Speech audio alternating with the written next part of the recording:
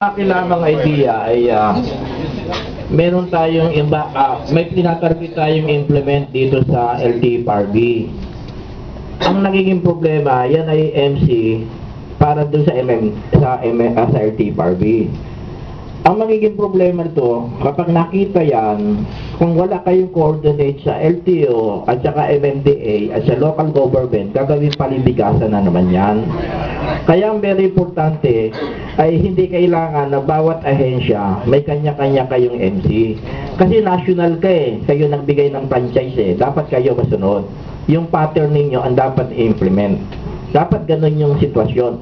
Kasi kung kayo lamang tapos sasabi ninyo ay yung enforcement lamang ninyo ang mag-i-implement yan, iba na naman yung kalakaran, iba na naman yung kalakaran local LTO, MMDA, ay bali wala yung sitwasyon. Kaya ang aming idea, pag gumagawa ang isang ahensya ng pamahalaan, dapat ay uniform muna yung implementasyon ng enforcement.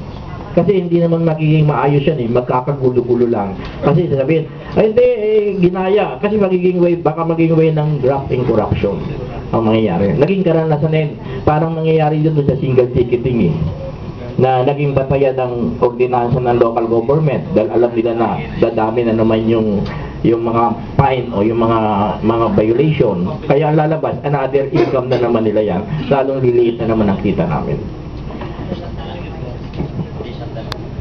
Okay, tingin ko, magiging itong instrumento para gawing, kumbaga, palagatasan kung hindi siya malinaw.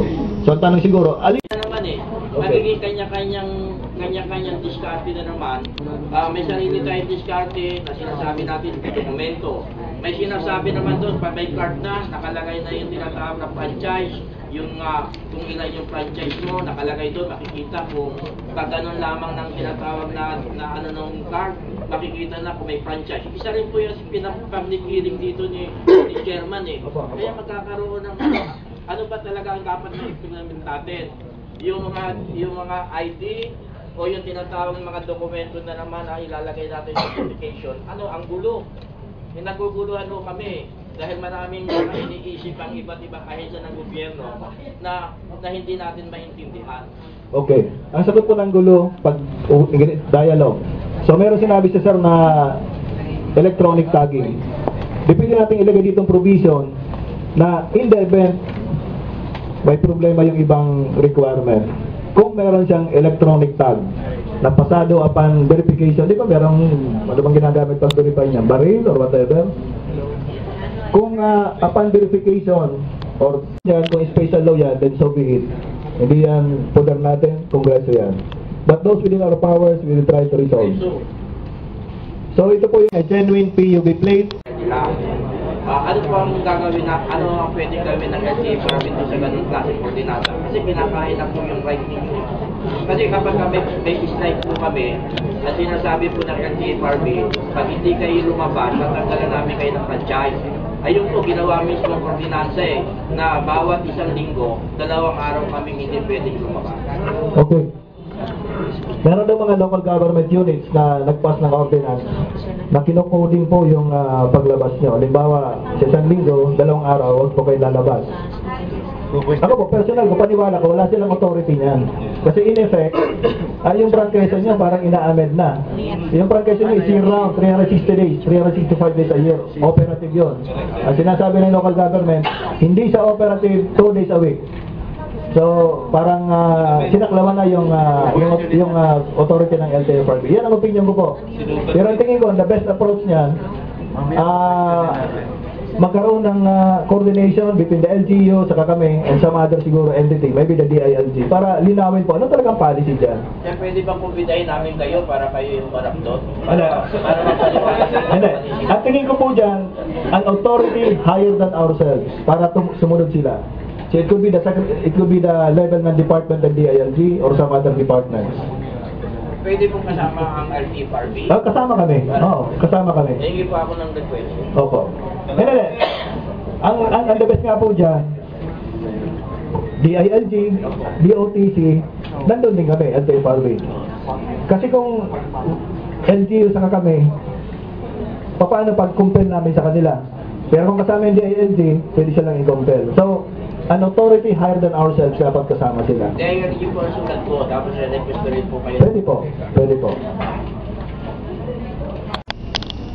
Kasi kung gagawa na naman tayo ng ticket, tapos may sariling ticket, ayun lamang kung single ticketing sa Metro Manila, pinakikiusapan na nga ng local government, ang LTO, na wag sila dapat mag-operation sa Metro Manila.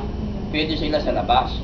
Ngayon ang tanong ko naman, yung mga violation kung inilagay na yan, ay kinapi na rin ninyo yan dun sa part ng violation din ng LTO at saka dun din po sa MMDA at local government. Ngayon, ang tanong ko namin, ang purpose po ninyo ay magtatayo rin kayo na lahat ng mga pinakikita ninyo sa aming proposal ay ilalagay na ninyo sa inyong ticket na sarili. O di, nawala na naman yung usapin, yung tinatawag na single ticketing. Kaya ang gulo naguguluhan ho kami. Dahil yan po yung isa sa mga problema namin, yung dami ng mga magpaligid na nagiging way ng rapid corruption.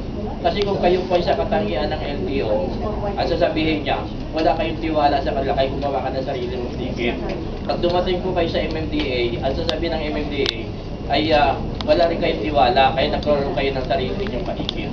Yun po yung mangyayari. Ang nangyayari, mag-aawayan kayo. Ang apektado doon, yung kami mga transport. Ano, siguro din nyo hindi magiging grabe corruption yan. Dahil lumalaki ang penalty, lalo lumalaki ang pera. Pangalawa, yung takot lamang nila doon sa tinatawag na, kasi ang tinitingnan natin yung impound at baka sila matakot. Yung ng 10,000 na baka sila matakot. Pero sa aming naging observation, hanggang lumalaki yung ganyang klase na mga violate ng mga penalty at saka mga impounding, ay lumalaki lalo ang graphing corruption. Yun po yung nakikita natin. Ano ang siguridad mo na pag kumuha ka ng enforcement doon sa LTO na kontrolado mo? Paano mo masasabi sa amin na pag kumuha ka ng tulong sa MMDA na enforcer na hindi kayo na kontrolado mo? Kailangan makita po natin yung ganong proseso. Kasi kuminsan naglalakad sila ng solo, no? Na hindi na nakasama. Yan po yung isa sa mga dapat ang kakaralan. Kasi sa nakikita namin, hindi batayan hindi batayan yung mo kami, natatanggalan mo kami ng franchise Ang batayan doon ay yung implementation ninyo kung madali. Halimbawa natin, kami ay tinatawag na pinagbintangan mo, pagkatapos ang tagal naman ng palakaran sa inyo, ay nagiging way ng graphing corruption yun. Pero yung ganyang kalalaki, para disiplinahin ninyo kami, isa lang ibig sabihin dyan, face out. Diba? Hindi naman pagdidisiplina yan Pagtatanggal mo na ng kabuhayan namin yan. Okay, noted. Dali lang po. Ang tanong, tunayan namin na mali siya. okay. Ang challenge, paano natin masiguro na hindi inaabuso ng enforcer ang kanyang poder? Simple lang po dyan, dapat malinaw ang batas. Malinaw ang regulasyon. And that is what we are trying to do now. Kaya nga po tayo ng computer Bakit nagdadala pa ho tayo, hinahanap pa ninyo yung mga dokumento? Bakit? Wala ho pa kayong tiwala doon sa record ninyo sa computer? Kasi may record po kayo ultimatum, lahat po na may franchise ay nasa record ninyo. Ngayon, ang tinatanong ko po sa inyo, bakit nakalagay pa dyan na kailangan may dala ka pa certification tsaka yung OR, samantalang isang kalapit mo lamang ng ganon ay makikita ninyo kung may franchise kami. Kaya ang tanong ko po doon, bakit po ninyo ginagawa na hinahanap pa ninyo yung mga dokumento samantalang nakalagay na po sa record ng computer na kami po ay may franchise? Ang tanong ko po, may tiwala ko ba kayo? Nagdadalang isip pa rin kayo mismo doon sa departamento ninyo? Okay, ang tanong, may tiwala ba kami sa database namin? Meron, ang sagot. Very clear, meron. Pero, we have several layers of verification. Halimbawa, nakita ko siya. Para din sa paggawa ninyo ng mga penalty. Kasi sa aking observation, pag mga ganyang puring usapin, ay kailangan niya sa kongreso Dahil penalty yan Kaya yun po yung aming sinasabi natin sa aming isipan na yan mo ba ay i-recommenda natin sa tinatawag na Kongreso o yung tinatawag na gawa lang ng DOTC, Department Order, o yung MC lamang ng law ng LTFRB. Yung po yung ano, kasi pagkakaroon po tayo ng pagkakaroon dyan pagkakaroon lang kasi yung pagkagawa po ng penalty, kailangan dumadaan mo na ng public hearing kung tama o hindi, o kung nakakasakal ng tao. Kasi duplicating na po kayo, nagdodoble na tayo Yung po mga penalty ninyo, iba na naman ang halaga. Yung mangyayari po doon sa violation nandun din po sa violation ng LTO, iba na naman po ang halaga. Yun hindi po natin masyadong maintindihan. Dito po sa gobyerno natin ay labo-labo, kanya-kanyang idea. Ang tanong ko, ano po, in what form will this be? Memorandum circular po siya. Tingin ko yung legal na mag-handle ng ibang issues na rinaise ni Sir.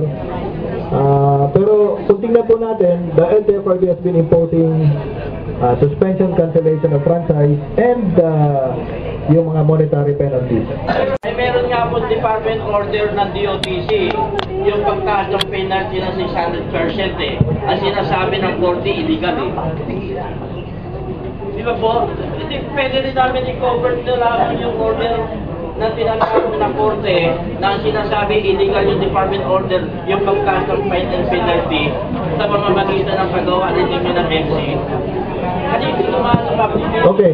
Meron pong pinalabas na department order pertaining to fees ng LTO. Alam siguro nyo lahat to. At meron pong order na parang re-reverse o sineset aside yung being